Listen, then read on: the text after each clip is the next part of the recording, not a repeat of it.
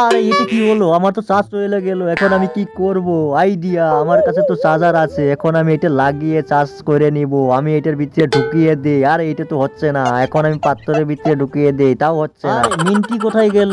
Minty তো দেখা যাচ্ছে না। আরে এটা কি করছে মিন্টি ওখানে? আরে মিন্টি দাঁড়া, আমি নিয়ে দিচ্ছি, দাঁড়া অল্প সময়। তারপরে দেখুন কি করলো। দেখলে অবাক হয়ে যাবেন, না দেখলে বুঝতে পারবেন না। দেখার আগে ভিডিওটা লাইক এন্ড সাবস্ক্রাইব করুন। যদি তোমরা এই দুইটা ছবির ভিতরে যদি একটা ছবি ভালোবাসা থাকো আর নিজেকে প্রিয় মনে করো।